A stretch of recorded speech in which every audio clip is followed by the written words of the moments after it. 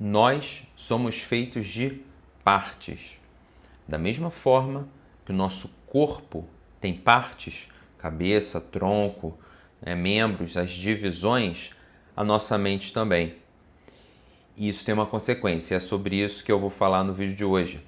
Eu sou o João Wilkson, psicólogo, terapeuta há 20 anos, tenho diversos trabalhos de grupo, além do atendimento individual. E hoje a gente vai refletir e eu vou explicar um pouco para vocês o que acontece em diversas situações que a gente inclusive não se reconhece. Então muitas vezes são situações que a gente fala assim, nossa, eu parecia outra pessoa.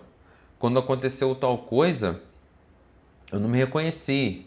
Ou então, quando eu entro no carro, ou a pessoa, alguém que a gente vê, né? A pessoa entra no carro, ela se transforma. É tão calma, mas na hora de que tá no trânsito, é outra pessoa, fica agressiva, xinga. E aí, o que explica esse tipo de comportamento? E tantos outros, né? Por exemplo, tem algumas falas que a pessoa fala assim, eu sei que eu não deveria fazer isso, mas na hora, quando eu vejo, eu já fiz. Então, assim, a pessoa que fala que o eu que sabe que não deveria também é o eu que faz? Como é que funciona isso? Então, a gente vai pensar o seguinte, que a nossa mente ela é feita de partes. A gente pode chamar isso de partes do ego, partes do eu, ou seja, isso que eu percebo quando eu olho no espelho e um conjunto de características que eu tenho, que a gente pode chamar assim da nossa personalidade, tem momentos que é como se isso mudasse, como se esse conjunto de valores, características se transformasse e aí eu não me reconheço naquilo. Só que eu também sou aquilo. É uma parte minha, que nem sempre vai aparecer.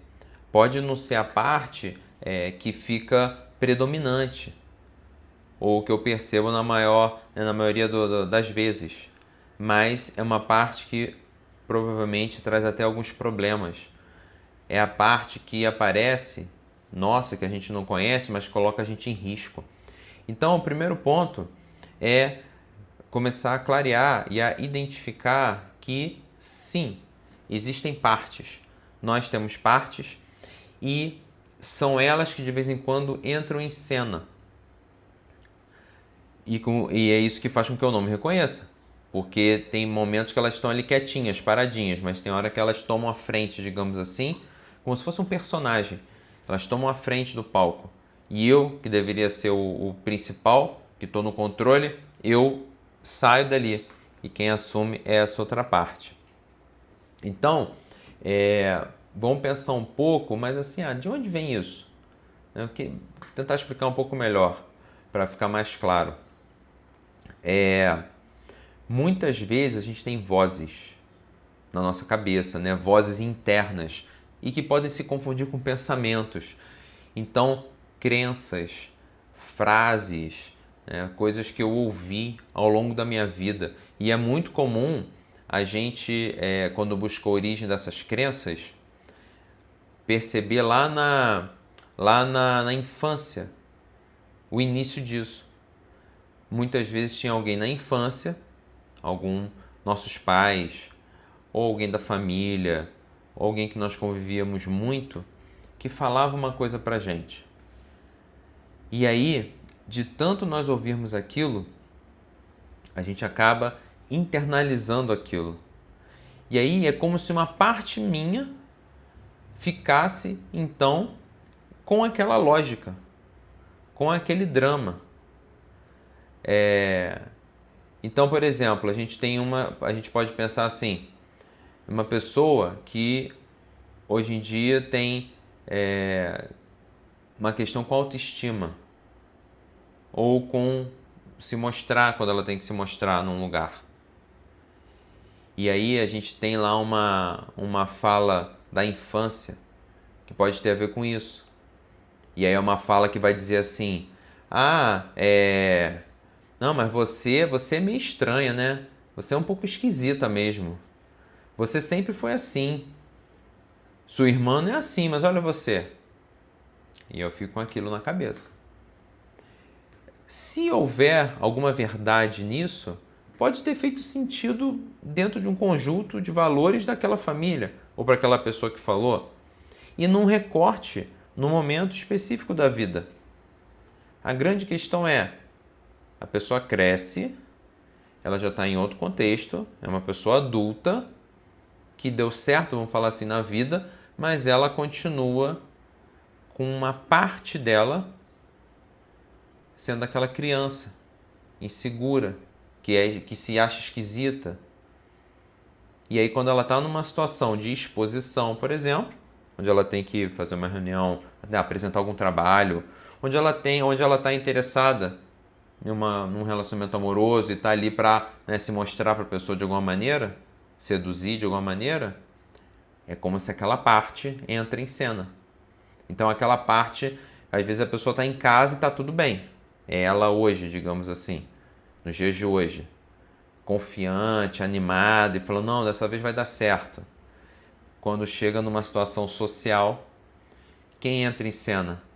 Aquela lá do passado. Aquela menina, se for uma mulher, aquela menina de 6 anos, de 4 anos, de 10 anos. E aí, isso é totalmente inconsciente. E essa pessoa começa, então, num evento, a evitar ficar em evidência, ou ela fica muito tímida, se está numa roda de conversa, ou seja, ela fica assim, nossa, mas eu sou estranha, e se eu falar isso, o que vão pensar? Ou, não, aquela pessoa não está me olhando com interesse, é coisa da minha cabeça, porque eu sou estranha. Então, isso acontece o tempo inteiro e a gente nem percebe, nem imagina. O primeiro passo é a gente saber disso. Ok, então tem partes minhas que coexistem dentro de mim e que em alguns momentos são elas que assumem. Medos. Então, a pessoa tem medo. Tem gente que tem muito medo de muita coisa na vida. Às vezes não é uma fobia específica, não é um medo específico. E pode ter a ver com isso. Pode ter a ver, por exemplo, com uma parte que está traumatizada.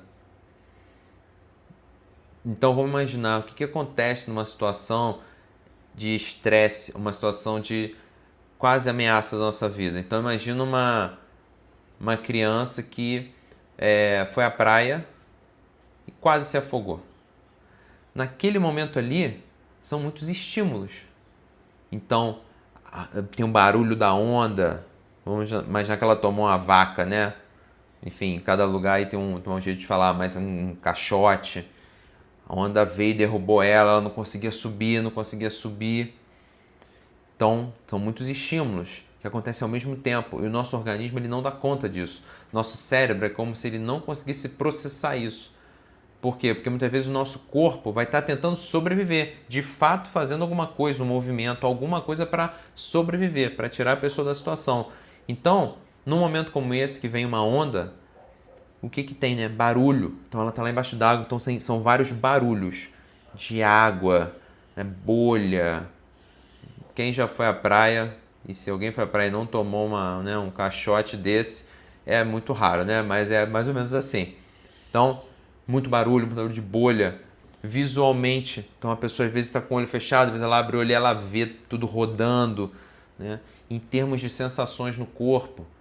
Então, pode se arranhar, porque se for um lugar mais raso, bate na areia, sente o corpo totalmente à mercê da força do mar. Então a gente tem estímulos visuais, auditivos, táteis, ou seja, do nosso corpo. E além disso tudo, vem o quê? Pensamentos. Tudo junto. Nossa, será que eu vou me afogar? Não estou conseguindo respirar. Será que eu vou conseguir respirar? Será que alguém vai me tirar daqui? Se a pessoa está com uma prancha, por exemplo. Cadê minha prancha? Enfim, mistura tudo. Eu não devia ter entrado no mar, porque eu sabia que estava com correnteza. Ou eu não conhecia esse mar direito. Mistura tudo. Muita coisa ao mesmo tempo. E muitas vezes nessa hora, para a pessoa dar conta disso tudo, existe uma separação, uma cisão. A pessoa, entre aspas, se divide psiquicamente, ela se divide. E aí, ela passou pela situação, imagina, deu tudo certo, né?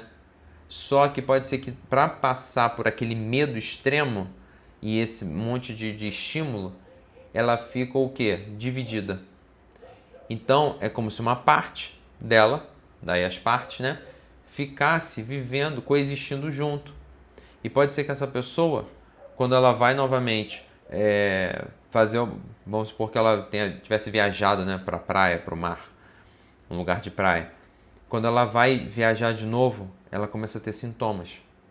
Então ela começa a imaginar como é que vai ser na praia.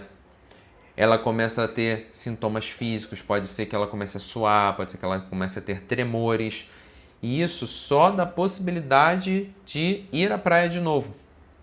Pode ser que essa pessoa imediatamente já não consiga, por exemplo, pensar nisso e lembrar do que aconteceu. Isso tudo são recursos para o nosso organismo passar por uma situação que foi muito desagradável.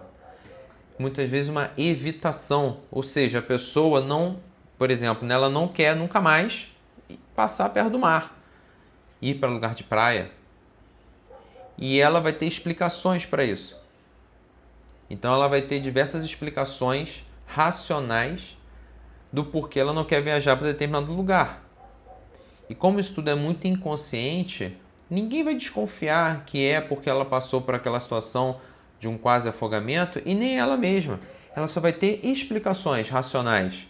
Ah, não, está muito caro viajar para esse lugar, vamos para outro. Ah, quero deixar para ir com tal pessoa. Quero deixar para ir com a minha filha quando tiver determinada idade, o meu filho. São situações onde eu começo a evitar, então, o momento, que foi um momento traumático, e isso que acontece? Nessas horas tem uma parte que vem e toma a frente. É essa parte que está pensando pela pessoa. Essa parte que está ali tomando decisões, que muitas vezes não são as melhores decisões para a pessoa hoje, mas essa parte ela quer tirar a gente do perigo. Como ela registrou que existe um sofrimento, ela quer agora ao máximo tirar a gente, afastar a gente daquilo ali. Por quê? Porque é quase como se ela tivesse certeza que se nós formos expostos novamente àquela situação, vai acontecer a mesma coisa. Quando, na verdade, não tem nada, objetivamente falando, que comprove que vai acontecer de novo. Então, por exemplo, tem nada que diga que essa pessoa, quando for à praia novamente, que ela vai quase se afogar. Ou que o mar vai estar de tal maneira e ela vai passar por um perigo. Pelo contrário, provavelmente na vida dela houveram mais situações nas quais ela aproveitou, se divertiu, se distraiu de uma maneira boa, né, na praia, brincou, do que esse momento lá do caixote. Só que o nosso cérebro ele é tão inteligente, tão perfeito, ele quer preservar a nossa vida, que ele vai pegar aquela situação e quase que generalizar como assim, olha, é isso aqui que vai acontecer. E isso faz com que a pessoa deixe de viver muitas coisas. Mas é como se, mais uma vez, para aquela parte que passou lá pelo afogamento, quase afogamento, ela não tem dúvida. Ela vai, é como se fosse uma pessoa, pensa que é uma outra pessoa, que toda vez que você vai conversar e falar de uma coisa, ela fala assim, não, mas isso aí é desse jeito. Ela nem cogita que possa ser diferente. Isso nem passa, nem é uma possibilidade. Ela tem muitos argumentos, digamos assim, para achar isso. E você muitas vezes não tem o que fazer, né? Então, a gente vai entender essa lógica que vai valer para várias situações que marcam a gente e que a gente nem imagina. Mas então essa vai ser a lógica. Existe uma parte que tem uma ideia de pensamentos, né? Tem um modelo, tem uma lógica por causa de um drama que ela passou e que quando ela toma a frente e, entre aspas, impede ou nos atrapalha de fazermos alguma coisa, é porque ela quer ajudar a gente. Então ela não é nossa inimiga. Ela é nossa amiga. E isso é, né, o primeiro ponto lá, então, saber que isso existe, para lidar com isso. O segundo ponto é olhar e falar, então peraí, ela não quer me prejudicar. Por mais estranho que pareça, quando a pessoa ela precisa fazer uma apresentação do trabalho, uma apresentação da faculdade, e que vai ser importante para ela, e ela tem dor de barriga, fica nervosa, perde a hora, pode ser uma dessas partes que passou por alguma situação de exposição antes, em alguma época da vida, a pessoa lembrando ou não, e agora não quer que a pessoa vá para lá. Mas então peraí, como é que isso pode ser bom? Como é que ela é minha amiga essa parte? Se, poxa, aquilo era tão importante para mim, eu podia ter uma promoção lá no trabalho, enfim, ia ter abrir uma vaga para um novo cargo, então a gente estava sendo um pouco testado. E logo naquele dia, como é que ela é minha amiga? Porque ela é uma pessoa que está equivocada. Pensa que é alguém que quer muito o seu bem. Só que está equivocado. Não é por mal, não é por maldade. Ela só tem lá os motivos dela. Então a gente parar de brigar com isso. Parar de brigar com essas vozes, esses pensamentos, às vezes, né? E ao invés de brigar ou de ficar xingando, às vezes nós mesmos fazemos isso, né? Sou idiota, por que você fez isso? Que burro, você sabia que não era para ser desse jeito, você fez de novo. São falas, né? Que nós temos muitas vezes. A gente começar e aí é meio estranho, tá? Mas é isso mesmo. É como se você fosse conversar com você mesmo. E aí você vai falar assim, olha, obrigado ou obrigada. Eu sei que você está tentando só me ajudar, mas agora eu vou fazer dessa maneira. Mas agora eu vou tentar fazer diferente. É quase como se eu fosse, ao invés de afastar, ao invés de criar uma barreira por uma irritação, por uma raiva, eu vou tentar aproximar. Então eu vou acolher essa parte, porque o que essa parte precisa é de compreensão, é de acolhimento, é de alguém para conversar. Imagina, é igual uma pessoa. A pessoa, imagina que é um amigo seu, uma amiga sua, que você gosta muito, e ela está lá, alguém da família, e ela está lá, presa nas coisas dela. Não é por mal. Ela só acredita muito naquilo. E o que você vai fazer? Você vai brigar com a pessoa? Você vai tratar mal a pessoa ou você vai agir com paciência? Você vai se colocar disponível para conversar, se a pessoa quiser. Você vai acolher. Então, é essa visão e essa maneira de agir que é muito importante. Poder acolher essa parte. Perceber que ela não está errada. Ela tem os motivos dela. Não é questão de certo e errado. Não é uma besteira. Porque uma outra maneira de lidar com isso é também desmerecendo, né? Não validando. Que besteira. Que bobagem. Você é homem. Como é que você não vai fazer isso? Você aguenta. Não faz isso. Você vai criar mais tensão. E aí é o seguinte, quanto mais você tentar afastar essa parte, que é uma parte sua, então imagina, como é que você vai excluir uma coisa que é sua? É igual você falar assim, então agora eu não quero mais esse braço, não. Aí você vai tirar seu braço? Vai deixar lá longe? Vai deixar lá no canto? Você não vai fazer isso, ele é seu braço, você precisa dele. Você vai aprender a usar. Você vai treinar para usar de uma determinada maneira, que você precisa de alguma habilidade. É a mesma coisa. Se a gente se a gente afasta, se a gente briga, a gente vai gerar mais tensão. E aí que essa parte, quando puder aparecer, ela vai aparecer com tudo. Por quê? Porque ela precisa só voltar. Ela foi separada lá atrás de você e agora ela precisa voltar. Inclusive, cada vez que acontece uma situação dessas e ela precisa vir à tona, aparecer, é uma oportunidade dela chegar. Mas eu preciso ter uma outra forma de olhar para isso. Eu preciso ter uma outra maneira, eu preciso começar a acolher. E muitas vezes é nesse acolhimento, nessa compreensão, nesse pequeno diálogo mental que eu posso fazer, é que vocês vão ver que isso vai perder força.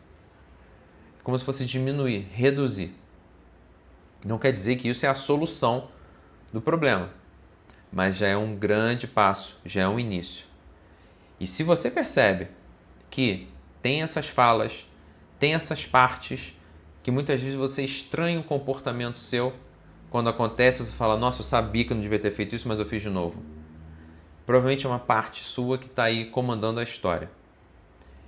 Você pode me procurar, tem o link aqui para você marcar uma sessão comigo e eu consigo esclarecer para você e integrar essa parte para você ficar mais inteiro, mais inteira e poder estar mais no comando das suas atitudes. Até a próxima!